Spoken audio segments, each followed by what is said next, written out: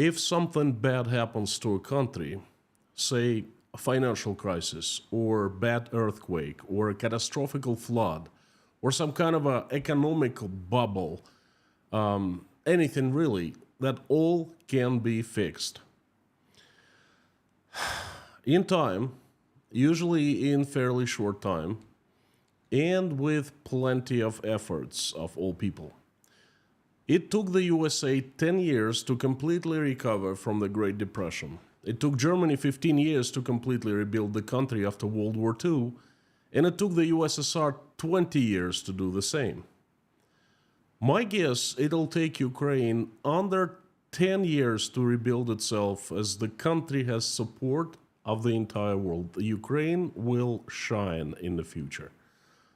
But as for Russia, my recovery forecast is very unfavorable. I believe that, and I'm pretty sure it'll take many decades and at least 2 generations to recover. And in this live stream, I will tell what Russian people will have to deal with in the future. Howdy, howdy, everyone. My name is Konstantin, and welcome to Inside Russia, where usual Russia is explained by the unusual Russian. No propaganda, BS or lies here, only truth, common sense, and logic, and some emotions too, because I am a human being after all. This message will consist of 3 parts. The message itself, then I invite everyone to share opinions and converse in the live stream chat, and at the end we will finish with a prayer. Now, I believe that by invading Ukraine over 2 years ago, Vladimir Putin committed multiple suicides, including personal suicide, both political and physical. I believe that at this point there is no easy way out for him. What's much worse is that he killed Russia's future. You know, there's a philosophical principle. Every change in nature is produced by some cause. Vladimir Putin ordered to start destroying neighboring country and killing innocent people, and that's is going to cause that's a cause that will create many changes. And the stronger the cause, the bigger the change. What Russia is doing to Ukraine right now is a perfect example of this principle. The cause was Russian leadership got mad, invaded Ukraine, and started killing people. And the effect is Russia is becoming isolated and dying in many ways. Economically, demographically, politically, scientifically, industrially, etc. And Russia is feeling the effects right now as I speak. 3 weeks ago, I made a live stream called Russia is in Trouble, the Evidence. There, I told of terrible things that are already happening right now in many areas of life in Russia. I gave the evidence that Russia is sinking. I'm going to link that live stream at the end screen. So at the end of this live stream, you'll be able to click and watch that, what's happening in Russia now, the evidence. Now, the evidence that right now Russia is sinking, and I usually compare Russia to the Titanic. The ship was afloat for almost 90 minutes after hitting the iceberg, but it was doomed. You see, at that second it hit the iceberg and kept on going, the Titanic was doomed, although at first things appeared to be normal. And then, after 9 minutes or so, things went catastrophic very quick. The ship simply sank very quickly and thousands of people died. Russia is just like that. The decision to invade Ukraine was like hitting the iceberg. For some time, it was being afloat, Russia was being afloat, but the compartments were being flooded with water. And now it's sinking. But for Russia, this is only the beginning. This is very far from the worst. And make no mistake, the worst is coming. It's inevitable. The cause and effect law. The changes have already been caused. And it's taking time for the changes to come. They don't happen, most changes don't happen overnight, but when they will come, it'll be bad, bad, bad. So what am I talking about? Let me give you my thoughts on what will happen with Russia in the future, why it's going to be so bad and how it's going to be bad. Before I do that, I want to thank you, those of you who bought me coffees at buymeacoffee.com. Your support shows that you value my work highly. Just know that it inspires me and gives me energy to move forward, gives me incredible feedback. So thank you so very much. Now, I've thought of a few areas where Russian people will be hit. I'm not saying Russia, because what is Russia? It's a territory where people live. So it's not about Russia, the country, it's about the people. So a few areas where Russian people will be hit bad. And they are, and I'll start with the obvious. I'll start with economic problems. They are the foundation of most problems, okay? Again, we're seeing the problems already now. Russian economy is not well, it's feverish, and there are signs all over it. And I keep talking about it every single week. But the problems will get much, much bigger. Russian proverb can sum it up nicely. Сейчас только цветочки, ягодки будут потом. Now it's only the flowers. The berries are coming later. Russia is already economically isolated, and the isolation will be growing. Russian economy is called the natural resource economy. The country's well-being has always depended on the natural resources extracted from the earth and exchanged for hard currencies. You know, the USSR, Russia, now this country that I don't even know how to name it, the Russian world perhaps. You know, three main resources have been oil, natural gas, and ores, and their products, metals. That's it. Russia doesn't produce anything else. No products or services demanded in the world. And we're seeing it quite well now. The world is surviving without Russian products. Well, it keeps on going, so to speak. And Russia is having a hard time living without Western products. Russia has been economically isolated and cannot sell its main bread makers, at least not for the price it used to sell it, and not in the quantities it used to sell it. And it's a hard fact. Russia is not selling the resources like it used to. There's a possibility, great possibility, it will never recover the sales like it used to sell in the past due to the nature of global oil and gas supplies. It's simply a long-term game once Russian oil and gas replaced by someone else. For example, in Europe, it's being replaced by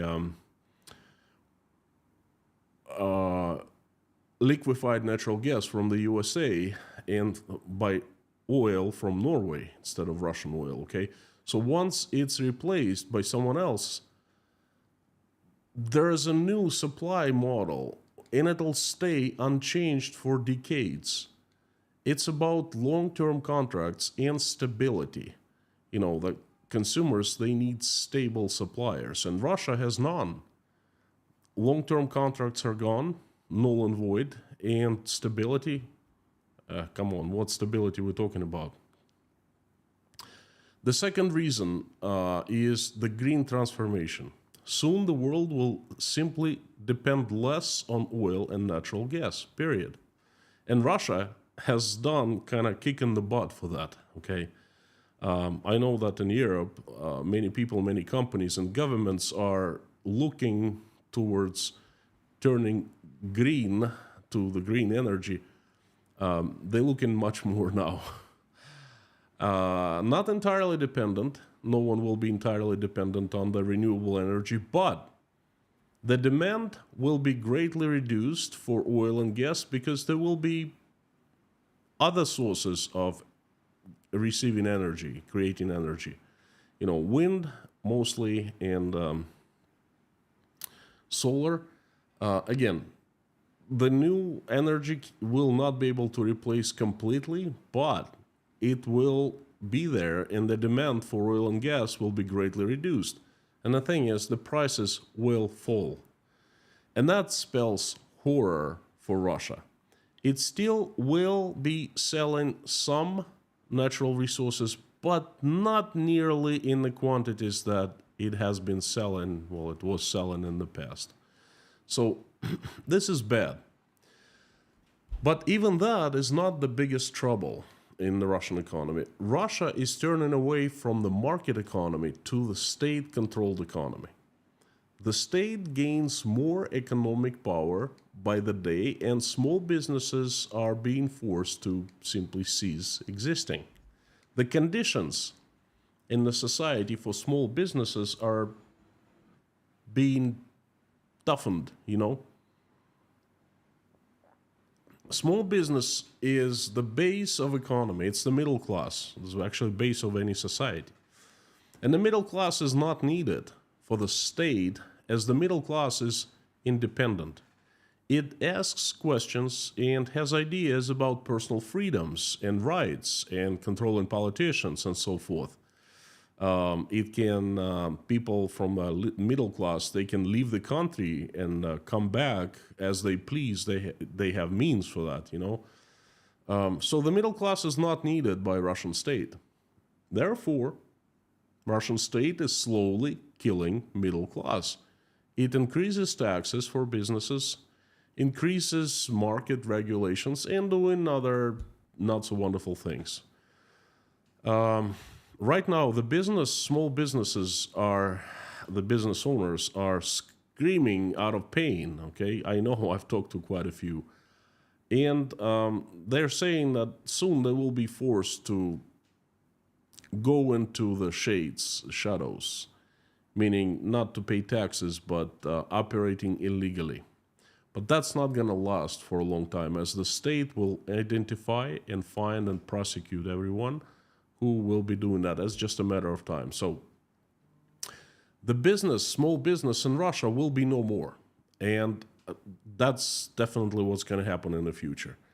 And the thing is, you can kill business fast, but you cannot create it back fast. And the Russian state right now is not just killing businessmen. They're not killing business. They're not closing businesses. They're making the conditions so unfavorable. What they're doing is they're killing the spirit of entrepreneurship. They are bringing everyone back to the USSR, where everyone was employed by the state.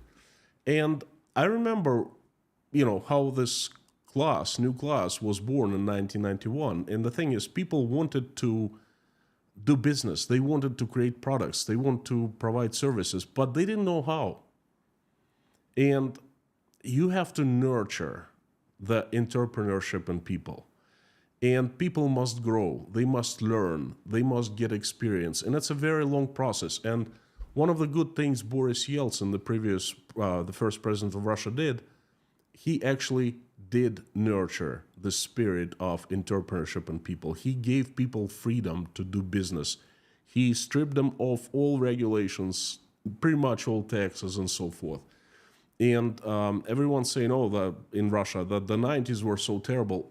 That was the time when people were learning the new ways. once they learned, once they got experience, they started making Russia better. And now, what the Russian state is doing, they are simply destroying the results of the 30 years of nurturing and growing entrepreneurship, okay? And once that is gone, it'll take another 30, 40 years, perhaps even more, to even bring Russians back to the point of now. So what happens as a result? In the future, most citizens will be employed by the state in one way or another, or connected to the state. Right now, over 10 million people are paid by the state, and that number is growing. Just like in the USSR, only it's going to be even to a bigger extent. And all those people will depend on handouts from the government. Can't even say the payment, because what the government pays people is peanuts. It's the handouts, so they don't die of starvation. And that reminds me very, very much the situation that was happening in the USSR. So everyone worked for the state, everyone got salaries, and that's pretty much same salaries. And I remember my parents, professionals, working hard, they got enough money so we could eat, and we didn't eat much, and we didn't eat well, and we couldn't get anything else pretty much. So this is where Russia is heading to. In general, poverty is what I see for Russian people. The living standard, once quite high in the mid-2000s, is, and it has been declining, but it's going to fall down catastrophically. I foresee that Russian people will be on the verge of, how do I say that? Not starvation, but pretty much like in the USSR, on the verge where they get enough money, but if something happens, they will starve. Okay, and it's going to be a general poverty in Russia, and it'll be very hard to break away from that. Number two, another big problem for Russia I see coming is crime. According to Vladimir Putin, 700,000 Russian men are fighting in Ukraine right now. Now, that's the only data we have, official data that came from Vladimir Putin. I can't say it's reliable. I mean, he lied so many times. But let's suppose that he's right. Let's suppose that around 700,000 Russian men are fighting in Ukraine. Guess what? Sooner or later, all those men will come back to Russia. They will come back home. Now, let me tell you a story what happened in Rostov-on-Don in the summer of 2022. I still was living in Rostov. I was still living in Russia. And the war was something new to us, still something that was shocking us, okay? Every day we woke up, and it was hard to, when you wake up and open your eyes, it was hard to accept this reality, thinking, this must have been just a bad dream, and I'm going to wake up now and everything's going to be fine. Back to normal, no war, peace. But then you just go, oh, gosh, this is reality. But anyway, the summer of 2022, an event happened in Rostov that shocked us all. A taxi driver was brutally murdered by a passenger. So basically, a taxi driver picked up a passenger in a legal way, and the passenger started talking to him, and the driver said that he does not support what Russia is doing in Ukraine, and I think it's a criminal action and should be stopped and must be stopped and so forth. So basically, he voiced his concern and he showed his stand. And the passenger simply took out a knife and hit the driver in the neck, killed him instantly, and he was caught instantly. And it turned out that he served in Ukraine, and he had recently returned to home, to Rostov, and he didn't feel any remorse, and he did not accept his guilt. He said he wasn't guilty. He said that the driver deserved what he got, because he was saying atrocious things, that Russia was doing crimes in Ukraine and so forth. Now, that was the first time that we heard of a murder like that. Guess what? Now, in the news, I read every single day of a crime like that. Not only people who are serving in Ukraine, if they return, they have problems, big problems on their heads. And it's not just because they're Russians serving in Ukraine, anyone in the war.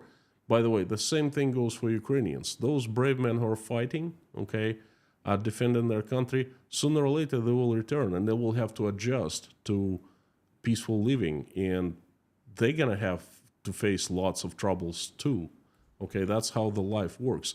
We had the same problem with those who served in Afghanistan and returned, and that was on my memory. I remember that.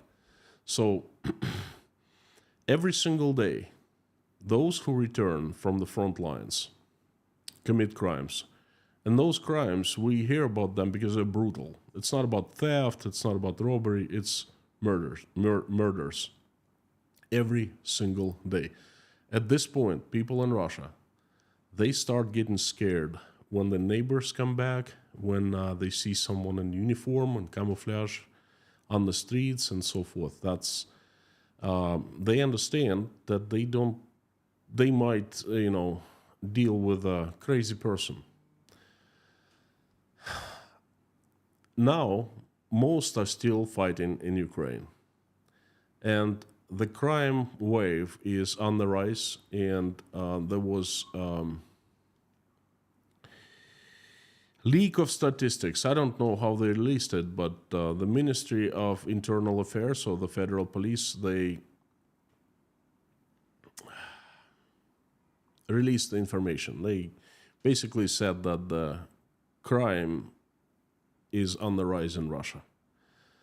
But wait until all those 700,000 people who are serving in Ukraine right now will come back. I predict it's going to be a disaster for regular Russian people to deal with those who experienced fighting, experienced war, who killed people, who saw death, who had their comrades killed in front of them, and so forth. That is going to be huge. And it's going to take a very long time for the situation to improve. Most likely, it will not improve until those who are fighting in Ukraine right now will be alive. By the way, some of the news that come out, I cover, I constantly cover the news daily. Every single day, I carefully select and post 9 news that I find important with my commentaries and analysis. And if you want to learn what's happening in Russia, if you want to be on top, if you want to be informed on everything you wanted to know about what's going on in Russia, but were afraid to ask, become patron at patreon.com and get access to the news that matter. I'm going to put the link down below in the description, and it's going to be pinned in the comments. Now, the problem number 3 is social changes. Now I'm talking about the phenomena that I had no clue before the war about. It's called PTSD, post-traumatic syndrome.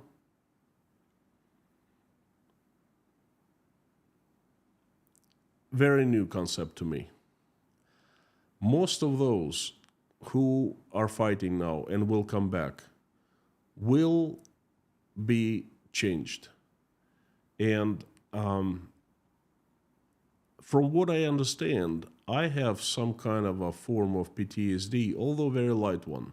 And it's not a pretty thing to have, let me tell you. It's not to discuss in this live stream, but if I have it just tiny little bit, that others will have it bad. Again, I remember we saw Russians who served in Afghanistan back in the 80s, and everyone thought of them as crazy, okay? We didn't know what PTSD was. They acted as if they were not part of the society. They had completely different rules. They had different values. And most of those, after serving in Afghanistan, they could not came back to peaceful life. They could not adapt. Most of them were a huge burden to the society. And these people, I'm absolutely sure that this 700,000 or whoever, perhaps even more, who are fighting in Ukraine, when they will come back to peaceful life sooner or later, they will be a huge burden to the society. They won't be able to work normally. They won't be able to function normally or raise children or have families normally. Well, don't get me wrong. They will be still people, human beings, okay? They will be trying, and then some of them will be trying real hard, and some of them, it's not going to be their fault, okay? But I think that most of them will be having real hard time adjusting because they're just different. The values change once they're seeing death up close.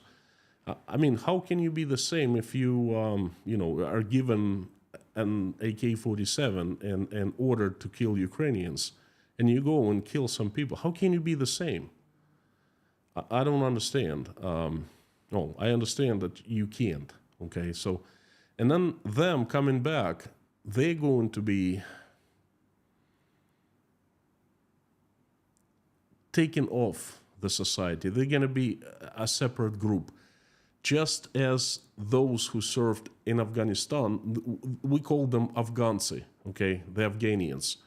But the thing is, they were a much smaller group. This group that will return, holy moly. And Russians are afraid of that. And you know what has already happened? Vladimir Putin has announced that those who are fighting in Ukraine are the new elite of Russia. And they need to be given more, bigger roles in managing the country. They need to be brought into the politics. And there were municipal elections not too long ago, and 110 men who fought in Ukraine decided to run for offices. And guess how many Russians voted for them? Almost zero. And most of them, I think all of them, none of them was elected. Because Russians don't want to see them holding any kind of position in the government. They're simply afraid. And for a very good reason. So there will be huge challenges among that group. Drug abuse, depressions, alcoholism, you name it. Huge problem for themselves and huge problem for Russia in general, for the society. Problem number 4 is isolation. The sanctions are to stay. Some Russians, and I've heard this opinion so many times, they say, well, you know what? Once the war is over, everything will come back to normal very fast. The sanctions will be uplifted, the Western companies will come back, and, it'll come back to normal. I don't know where they get their opinion from. I don't understand why, what makes them say that. Have you heard of the Jackson-Vanik Amendment?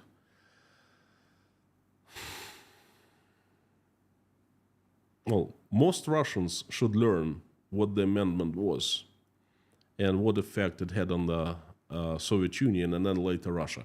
The Jackson-Vanik amendment to the Trade Act of 1974 is a 1974 provision in the United States federal law intended to affect U.S. trade relations with countries with non-market economies that restrict freedom of Jewish immigration and other human rights. Jackson-Vanik Amendment was enacted in 1974, and the USSR, well, it was aimed at the USSR, and the USSR ceased to exist in 1991. But guess when Jackson-Vanik event was killed? 2012. Yes, it survived the USSR by 22 years. 22 years. There was no reason for it to exist. But the thing is, the sanctions, and that was a sanction against the USSR, they stay for a long time. And nothing will change. Only will worsen. There will be no technology supplies to Russia, sales. There will be no scientific exchange. There will be no export of technological equipment. There will be no export of computer technologies, IT technologies. And the isolation will be there to stay. Number 5, demographics. Russia's population before the war was around 145 million people, perhaps a little more.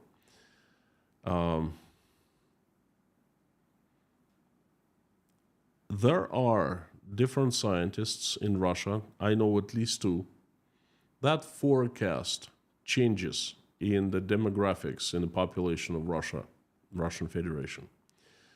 One of the most known scientists who studies the demographics forecasts that from 145 in 2022, Russian population will shrink to 67 million people by the end of the century. From 145 to 67 in about 75 years. How is that possible? Well, you know what? Even before the war, Russian population was shrinking. There was a period of success in terms of demographics, and that's when Russia was rich. In the 2000s, people were having a good time. They were living good life, rich life. Therefore, they felt it was good time to get married and have babies, to have children. They were sure that they would be able to provide to their children, to feed them, to educate them, to clothe them, and so forth, And then after 2014, the situation started changing. Russian economy started slowing down a great deal. Since 2014, it grew by 1% every year, and that's peanuts. That's misery. Okay, so Russia came to the point of the war in not a good shape, and now, obviously, if we take Vladimir Putin's words for truth, 700,000 men are serving in in Ukraine, fighting in Ukraine. Well, does anyone ask this question? What do women do? What are they doing at this point? The men are off on the front lines. A lot of them will be killed. They will not come back. Those who will come back will be crazy. Now, in the last Friday crazy news update, I'm gonna put a link right over here. I talked about the problem that the officials in St. Petersburg are talking about. Right now, according to Zags, the place where city hall that registers marriages. The population of St. Petersburg consists of 66%, two-thirds women and one-third men. And the authorities of St. Petersburg are trying to brainstorm what to do to attract men to St. Petersburg so women and men can get married and they can have children. That is an official problem, and it's been in the news, and it's been discussed by St. Petersburg authorities. You know, I doubt that St. Petersburg is the only city in Russian Federation with this problem. It's just the St. Petersburg authorities started talking about it the first. And I'm pretty sure everyone else or many will follow. So this is just the beginning. There will be no men. There will be no new families. There will be no children. There will be lots of orphans. There will be catastrophic drop in a number of population of Russian Federation. That is really, really bad. And this will happen. There's no way around it. The decision was made to invade Ukraine. Whoever made that decision had to think about this problem before making that, okay? So this is huge. Problem number 6, and it comes from problem number 5. They kind of go hand in hand with each other. Labor force decline.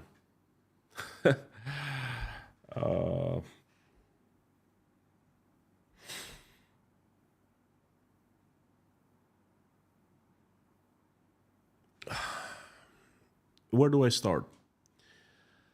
Again, in the news update that I did last Friday, I dedicated a good portion talking about how, not just my forecast or my analysis or my thoughts. No. That's in the past. Now I quote Russian top officials such as German Gref, who openly outcries about Russian IT industry lacking 1 million people. That's just IT. And that's just in 25 months. Now, before that, the deputy prime minister voiced a concern that the military-industrial complex is lacking 160,000 people right now at this very moment, and the forecast for the next year is negative. It will lack 240,000 people. Now, there are other numbers coming from different officials, and I was saying for a long time, I said, look, over 3 million Russians have left since the start of the war. And I had some opposition saying, where'd you get your numbers from? And some experts, especially, experts that speak for Russian state, they say otherwise. Well, Vladimir Putin that said that that's not a problem anymore, that half of the Russians who left, they returned and so forth. Well, this is not me just saying anymore. I'm quoting Russian officials. Just almost 2 million people short in the labor force. Imagine how many people have left. I would have to say that's going to be more than 3 million now, okay? And you cannot replace those who have left. They have gone to different countries. I'm one of them, by the way. I left in September and I saw tens of thousands of Russian men, all with jobs in Russia, leaving everything behind, including their jobs, and running away from Russia. They were forced. We were forced, okay? And not too many have come back. Well, some, but the ones who are staying now, 2 years later, we will not come back, most likely ever. And I don't really see a solution to solve this problem. Some say North Korea. Well, how many workers can North Korea supply to Russia? 20,000, 50,000, millions are needed. Okay, none will be able to patch up this huge hole. And that is the huge problem for Russia. And it already exists, but it's going to get even worse. The longer Russian soldiers fight in Ukraine, the more will be killed, the more labor force shortages will grow. Number 7,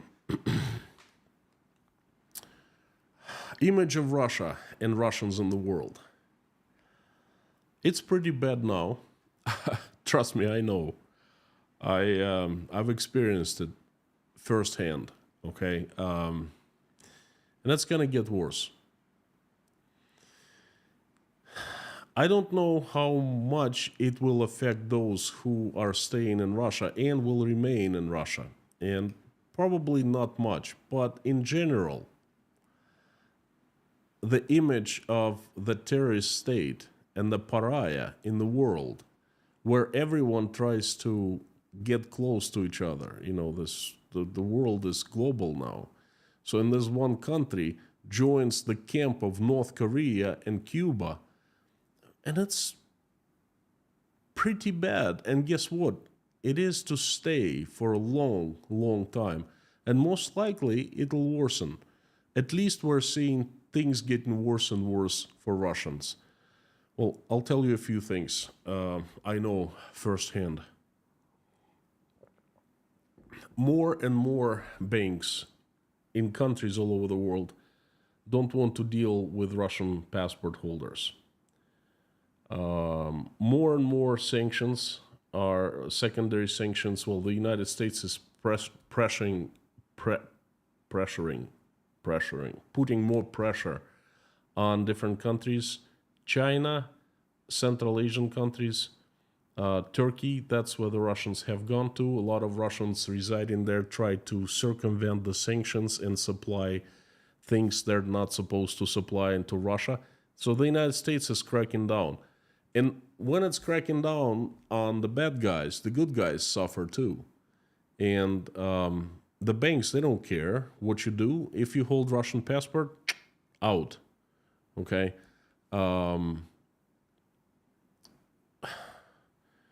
This is just a very sad situation. I remember also how difficult it was to get a visa, travel visa, to any country in the world.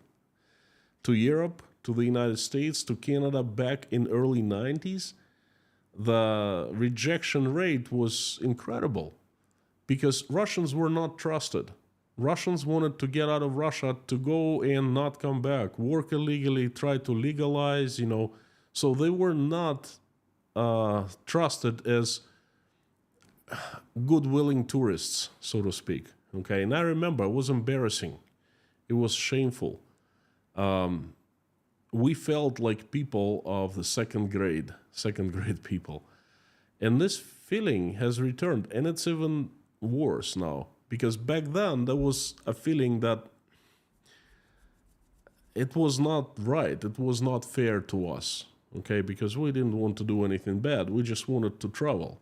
But they were shutting us down just for the fact they were Russians. Now, there's a feeling that they're freaking right, okay? And there's nothing we can say. We understand why they're doing it, and all we have to do is, do like this. It's like, all right, so this is pretty bad.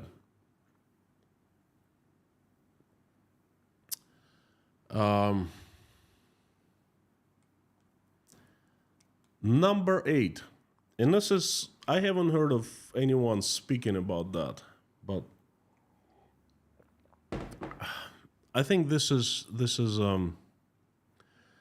important. You see, so far I've been talking about economic sanctions and all those things of the old world, so to speak. But the thing is, right now in 2024, the world and world's economy and the world's markets are drastically changing. New technological things unimaginable before are introduced, such as artificial intelligence. It's researched by most of the countries, developed countries in the world, and there's a race. And the countries who are behind, they most likely will suffer economically because artificial intelligence is going to give such a huge advantage to companies and people in the countries where it's applied to. And of course, there are risks affiliated with it, but the race is on. The new technologies are being researched. The green transformation in energy is being conducted right now, and Russia is left behind. And the more it's left behind, it's going to be much harder to catch up. No one is talking about that, but this is hard truth, you know. Russia is becoming obsolete. It's going back to the dark ages. Because even if you stand in one place and you're not moving forward, it means you are already going to the dark ages. No one is going to sell Russia the technology because it's forbidden. Everyone understands that Russians get hold of the technology, will use it to beef up the military-industrial sector. Who needs that? So this is a huge problem for Russia. And number 9, and I think this is the biggest, and this is the worst, most painful for me to speak, definitely, it's the transformation of regular people. You know, none of us Russians wanted the war. At least I don't know anyone. I haven't heard of anyone in my circle and anywhere in the country, in the social media, anywhere. I have not heard of one person wishing to go to war and invade Ukraine in February of 2022. On February 24th, we learned that Putin gave the order to invade Ukraine. He admitted in front of all of us, he made a speech that addressed to Russian people. We were all shocked. There was a wave of anger among many people, and that anger was taken out to the public. I remember first 2 days, people used their Telegram channels, their Instagram, their Facebook accounts. They were screaming, "What the fudge are you doing? Stop that. You can't do that." All the authorities, both federal and local, were keeping silence for a few days. They simply didn't know what to do. They were shocked. Then propaganda was turned on full speed. It started brainwashing Russian people constantly and relentlessly. It started planting very dangerous concepts into the brains of people. The concepts like, we are surrounded by the enemies. They want to destroy us. The enemies mean us harm. The enemies were going to attack us hours after we decided to attack. So we simply are defending ourselves. What we're doing is just and righteous. Not only we are protecting ourselves, we're protecting the good values and the Christianity that what our enemies want to destroy. We are good. Killings are justified to preserve the good, to preserve our sovereignty. Killings of the enemies are good, and things like that. And many people, by being under tremendous pressure for a long time, started giving in. They started changing, started believing the nonsense. Stepping stones, boiling the frog, only it's not the frog, it's the Russian people. They started boiling Russian people. My estimation is that right now, the majority of Russians have been indoctrinated with those ideas. That's the majority. The numbers range. We don't know the true numbers, you see. I've heard from 50 to 80% who support the war, okay? And they support the war because they have been made believe. My bet is that more than 50%. And it's hard for me to say the number. I base my opinion on what I see around me with my own eyes, what I read, what I hear. Many people have been transformed. And many good people in the past have been transformed.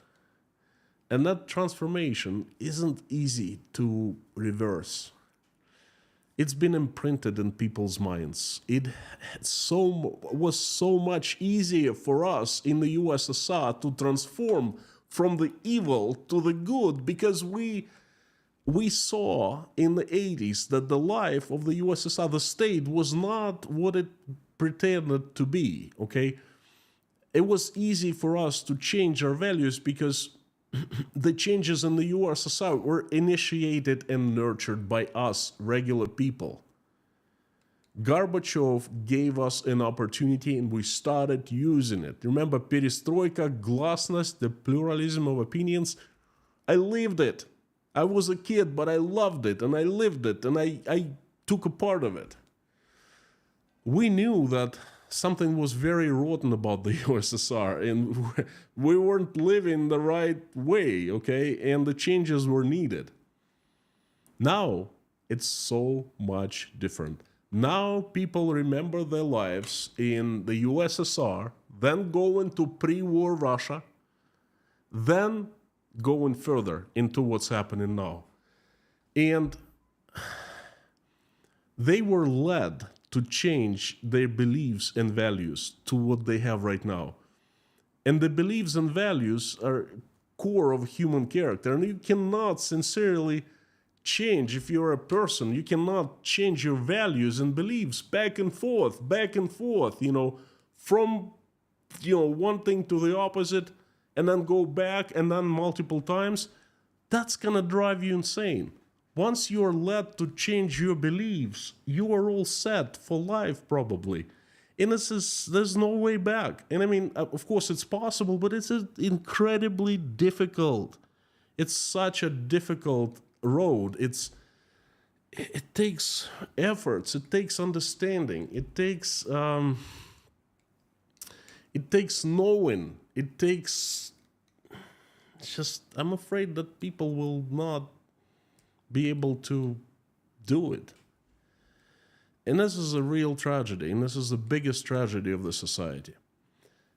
This is the biggest horror our foresee for Russia. The propaganda will be gone. Sooner or later, it will be gone as Soviet propaganda. You know how fast it disappeared? Just like that, in one day. And people will see what really happened. They will see the truth, how Russia invaded Ukraine and why. They will see the truth of who did this, who made orders and why. But it's going to be real hard for them to admit it's their fault. And it's going to be hard to repent. And this is exactly why I said in the beginning of the stream, and I keep on saying that, it's going to take generations. Generations. New Russians must grow up and replace this generation to rid of what Russian propaganda has done. Now I want to ask you a favor. Let me know what you think of what you just heard. Are you with me on that? Perhaps you disagree. Perhaps, you have your own thoughts on the subject.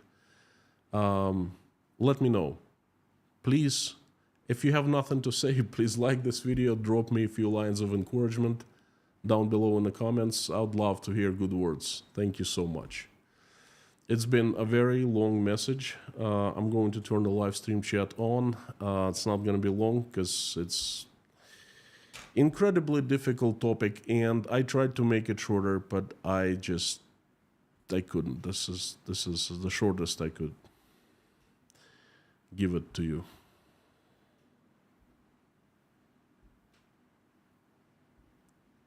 So what do you think? Please let me know. The live stream chat is on. And I would like to thank my wonderful moderation team. Lorna, Mammy K, Bob S, Harry Partner, Amir, Fazat, and Dirk. Thank you, friends, for coming back. And if folks, if you're here for the first time, please know that Inside Russia community has the best members, and definitely the best moderation team.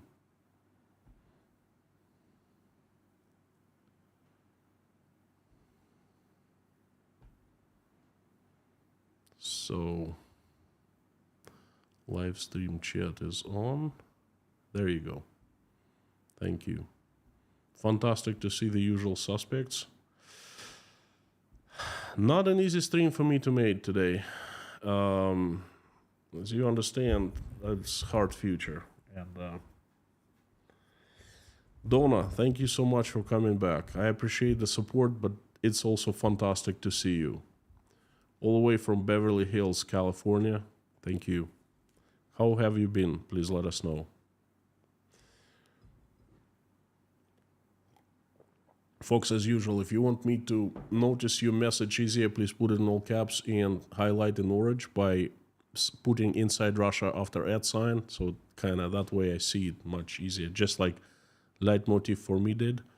Greetings from Bowie, Maryland. Thank you so much, friend. VJ John, as usual, the pillar of Inside Russia. Good day from Canada. Bakerstock, Koshkin Dom, howdy, howdy. Donna, again, thank you so very much.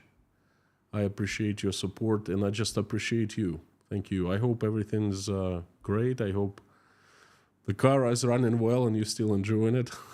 Believe it or not, but a few times I saw Mercedes passed, I thought of you because there are discussions about, Mercedes.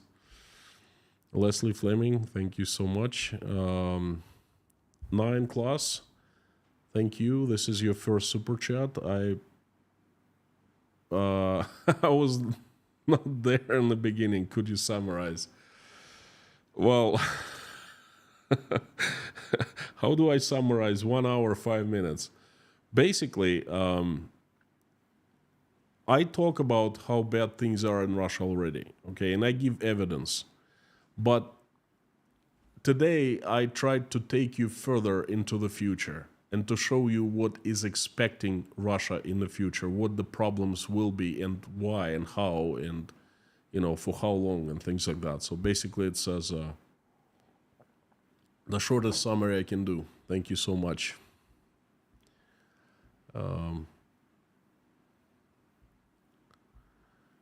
Sam K, the legend, howdy, howdy, howdy. I found Putin's emoji.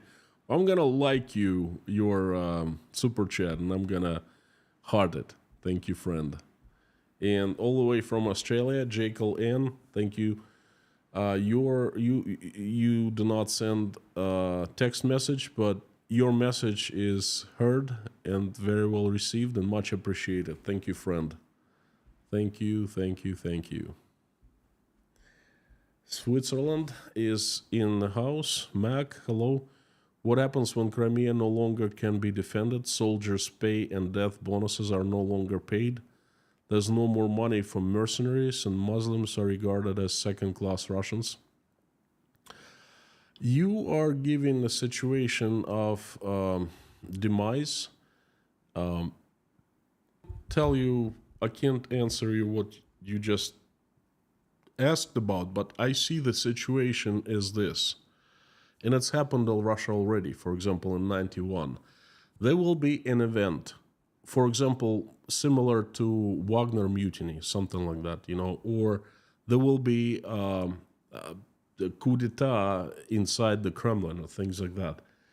And there will be an event, and it'll be televised, and it'll be made public, and everyone's going to be in shock.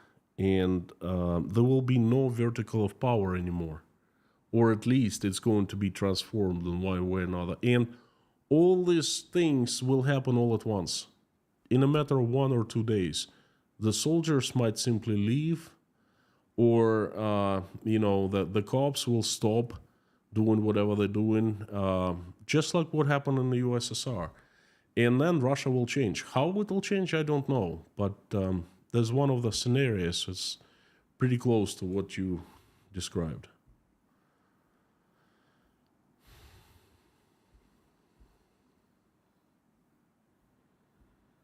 Barbara, thank you so much. You are number one. Thank you. Lorraine Prasnowski, fantastic to see you. You are a pillar of pillars of Inside Russia. You've been the member and the sponsor for the longest time. Thank you, thank you, thank you.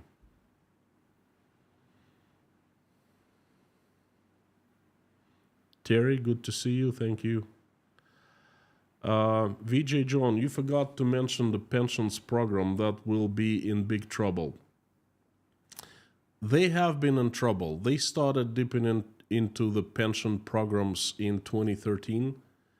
And basically, at this point, the pension programs already are in trouble. In the future, it'll get worse. Now I'm thinking of it. I forgot to mention medicine, the poor state of Russian medicine. That's going to be a huge problem. People will simply be dying, not having access to basic stuff. Like right now, they're having troubles with getting insulin or chemotherapy. We have been contacted 5 times already. Our friends, people who knew us in Russia, they call and ask to buy some chemo and send them to Russia, okay? That's going to be getting worse. Well, yes, pension programs will be in trouble, but that will add to the general poverty I talked about. Santi Prieto, thank you so much. Impressive live stream, very revealing. Buy yourself a coffee. Thank you, friend. I will buy myself a coffee tomorrow. Double cappuccino. How about that? Thank you, thank you, thank you.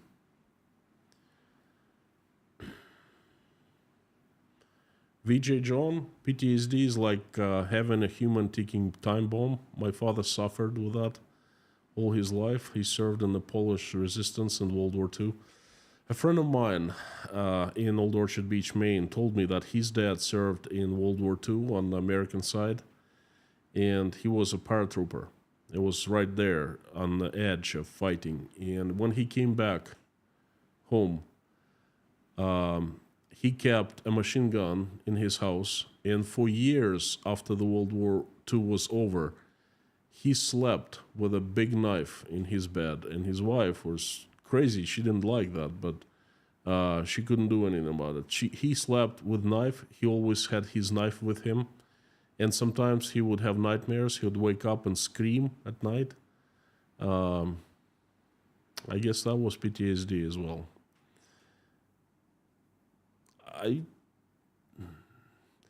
What's happening to me? I've seen crazy stuff happens to people who are around me in Tashkent, and not from the front lines, coming back from the front lines, just leaving Russia.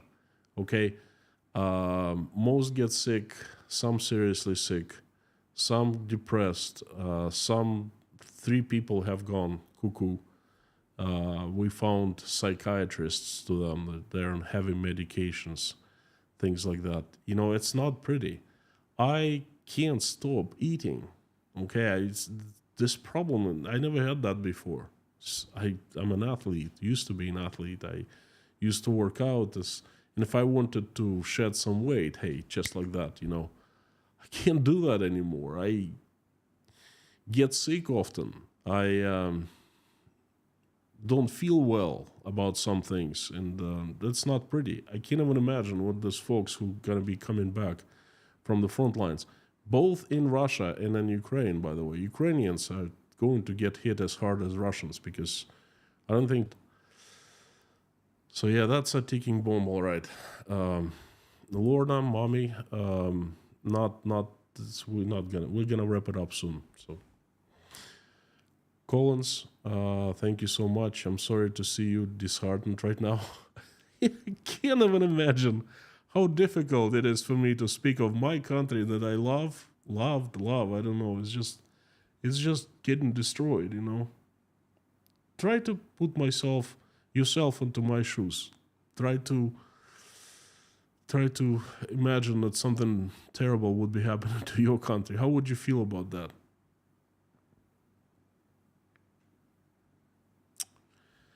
Thank you so much, C. Collins. That's a good message. Thank you.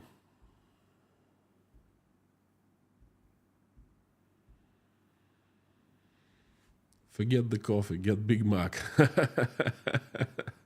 Oh, I need to get as few Big Macs as possible with the way it's going. No Big Macs here. McDonald's is not in Uzbekistan. Wendy's are big and KFC is big.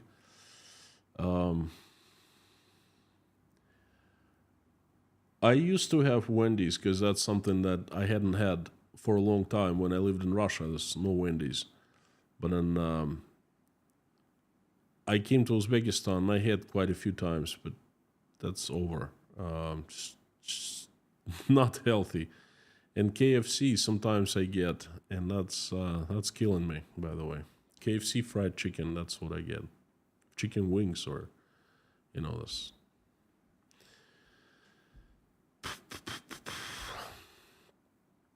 Okay. Koshkin Dom, good question. If St. Petersburg and Moscow have been spared from the worst recruitment, why is there such a serious shortage of men in St. Petersburg? Well, first of all, they have been spared, but not spared enough. Okay, there's still people a lot of people signed up for the money, and still there have been people over time taken from St. Petersburg and Moscow. And some people have fled. If you come to Tashkent Breakfast Club, you will find a couple dozen people who are from St. Petersburg. I don't know why, but St. Petersburg is like the biggest group, and they stick together. And I personally don't like St. Petersburg due to its weather.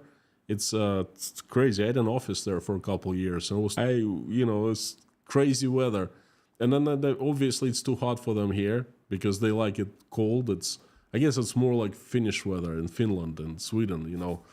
I'm a southerner. I was born and grew up in the south. 100 degrees, not too humid. Give it to me. I love it. Okay, it's someone that's from St. Petersburg is dying in 100 Fahrenheit weather, 100 Fahrenheit degree weather. But anyway, so many from St. Petersburg left. There's a good theory that more people left from St. Petersburg and Moscow because, first of all, they make more money, so therefore they had more reserves. And then people in other cities had less reserves, less savings. They have better education. They're more confident in themselves than people from the provinces. That's why the more Muscovites and people from St. Petersburg leave.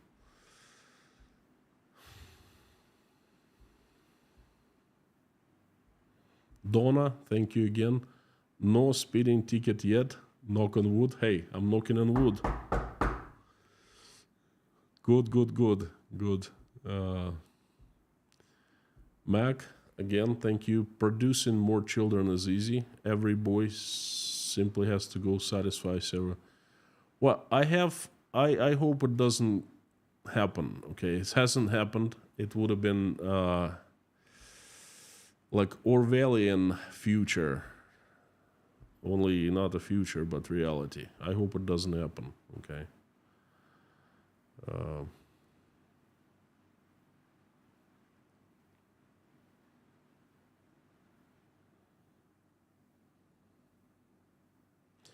Sam the Legend K, you're buffering because this topic is so hot, and painful that your computer is simply giving up. That's why it's buffering. I had a talk with my computers. I said, look, don't you even dare to start buffering, no matter how hard the topic is.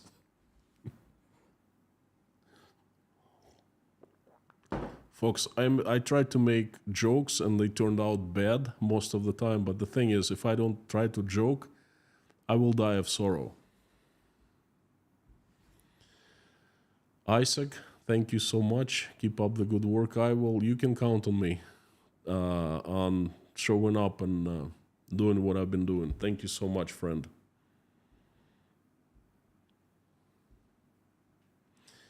David Bowers, question: of the children going to North Korea, how many are fatherless? Due to war, state wants save money instead of paying death compensation to war widow. Well, no, that's not the question. Thing is, the widows will get compensated regardless. the children go to North Korea or not. And I take it that a good share of those who go to North Korea are fatherless because the state most likely pays for the summer camps in North Korea, and that's something that it's easier to get those who without fathers or whose fathers are serving in Ukraine and serving. That's not the right one. Fighting in Ukraine. I don't know. If Ukrainians, if you listen, please forgive me. I don't even know what the right word to use. What the committing crimes in Ukraine or what? According to the Russian state, they're serving. Rishan H, I'm sure you're homesick and disappointed over the dire situation in Russia. Disappointed? Oh yeah. Homesick? No. Not homesick in the slightest. I just can't even think of going there back then to live among people who support the war. This is just insane idea for me, no. Not homesick. As long as my family is with me, I'm not homesick. All right, I'll take a couple questions and that's it.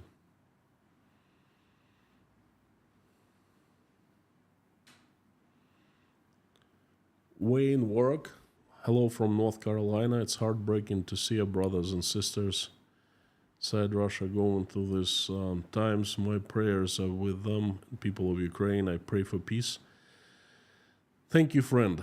I want to thank you for that because any prayer that is sent to Russians is also, it's big because not all people who are still in Russia are bad.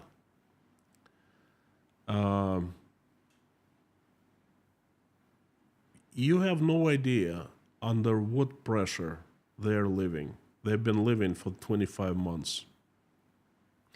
Again, try to not judge them because I don't know how well. I'm pretty sure about myself, and I lived there for quite a few months under brainwashing and propaganda. But, there are many good people who are not as smart, not as strong, and they fall for it, So I pray for them as well. I pray that God opens their eyes and they will just go to the side of light, the side of the good. So thank you so much. William, the atheist number one. Howdy, friend, and thanks for coming. Thanks for your support. When we send funds through YouTube to support you, what net you receive? I think I get 30% taken out by YouTube. And I ask, well, it's better for me to use, whatchamacallit, Buy Me Coffee is probably the best way that they charge the least. Patreon is also good, but Buy Me Coffee is the best.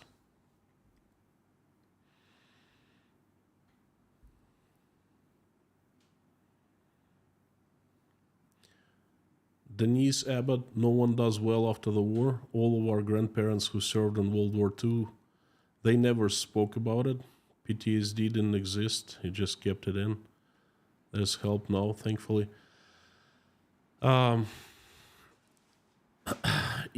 Denise, I want to tell you and everyone, personal story about my grandparents. Both my granddad served in World War II. They served for 4 years, the entire duration of the war. One grandpa ended up in Berlin, and he fought the Battle of Berlin. And another one, I think he ended up liberating Crimea, and he stayed in Crimea until the end of the war, 1945 or something like that, defending Crimea. That's how my father was born in Crimea 4 years later. I asked my grandparents a lot about war when I was growing up. I was, a child. None of them spoke about it. I watched the war movies. They were plentiful in the USSR, and there was such a bravada, such as, oh, the war. And it's like, Grandpa, tell me about the war. How was it? And she just looked at me, and not good looks, It's like, no, you'd better not know. It's just, I don't want to talk about it. And until they died, they did not talk about that. One of my grandpas, he said that most of Soviet soldiers were absolutely ruthless to the Germans when they were in Germany. Said they were destroying everything, setting houses on fire, and he said everyone was trying to take revenge of what Germans did in Russia. And that's pretty much all he told me. Another one, both told me of how they got captured and they both escaped. And they told me how they were afraid to be caught by the Soviets, not by the Germans, and prosecuted for that, because 10 years in prison if you were captured and somehow you got away, and they could prosecute you for 10 years. And one grandpa never let anyone know that he was captured. Somehow he managed to escape. I don't know how to. He explained his absence in the Soviet lines. And another one, he was a good tailor, and somehow he used his talent. I think he used to,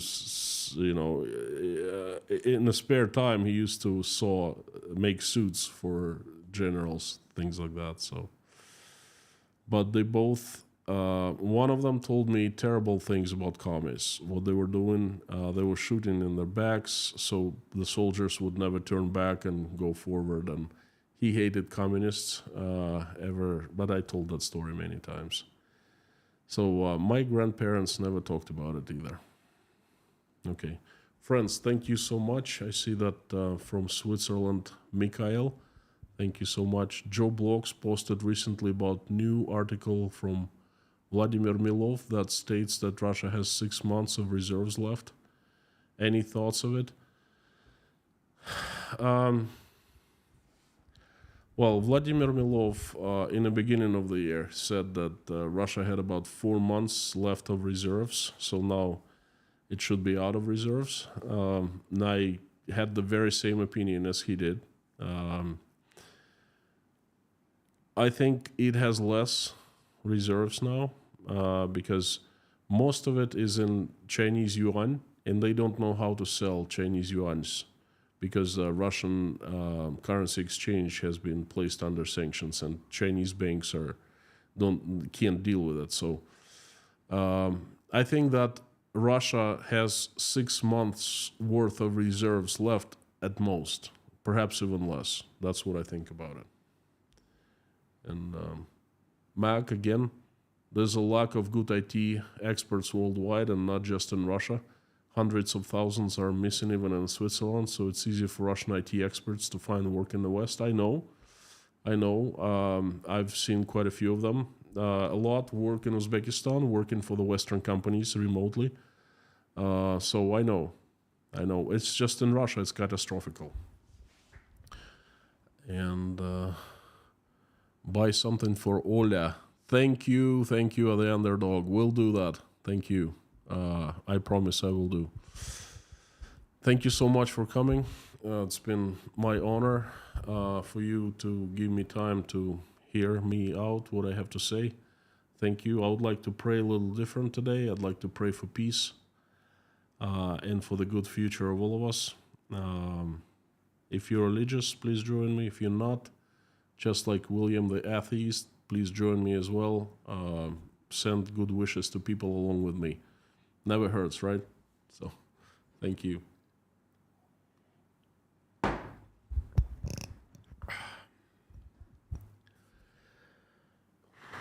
Dear Lord Jesus Christ, thank you so much for giving us this day. Thank you for putting food on our tables and giving roofs over our heads.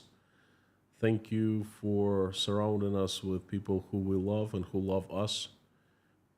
Please give us wisdom to keep the skies above our children's heads safe and peaceful. Please give us wisdom to raise our children in a way that when they grow up, they will make this world a better place, will never fight in any wars, and will love each other. Dear Lord, I'm asking you to stop the bloodshed in Ukraine. So many people have died, and so many Ukrainians have been affected. I am asking you to feel the hearts of those in Russia responsible for the decision to stop the bloodshed. Fill their hearts with love, mercy, empathy, remorse, forgiveness. I'm asking to make their hearts softer and remind them that they're still human beings and there's still love in them. Please have them wake up from the lethargic sleep they've been sleeping in. Have them open their eyes and realize what they have done, so they get terrified and stop the bloodshed. Please help every single Ukrainian,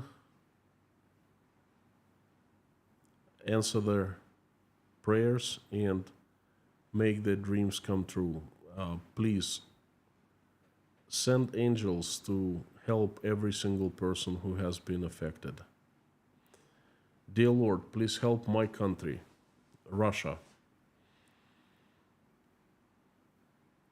Assemble the strongest angels that you have in heaven,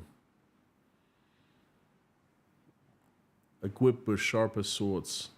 Assemble them into a big army and have it led by Saint Michael, and send that army down to the earth to get rid of the demons that have hijacked my country, who we know by their faces and by their names.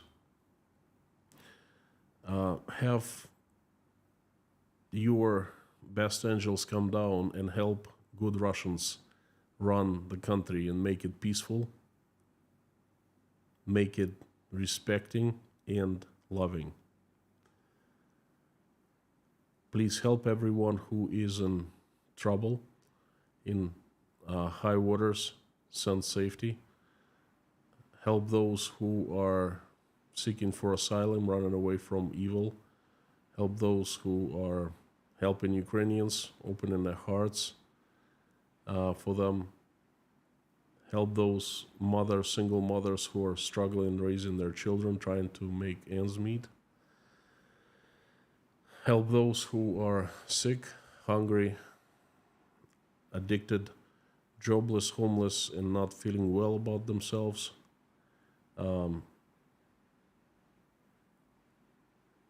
Please fill their hearts with love and have them feel that you care. You haven't left them, you are with them, and watch every step they take and every move they make. Dear Lord, I would like to also ask you for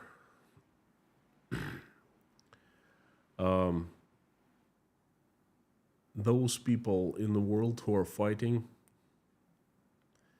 I would like to ask you to stop the bloodshed and stop the fighting, and give reason to those who have lost it. Please keep everyone safe. Reveal yourself and you'll show your love to those who need it. Those who are hurting, those who have lost their minds, those who have lost their way in life, those who have made decisions. Please help them become humans again.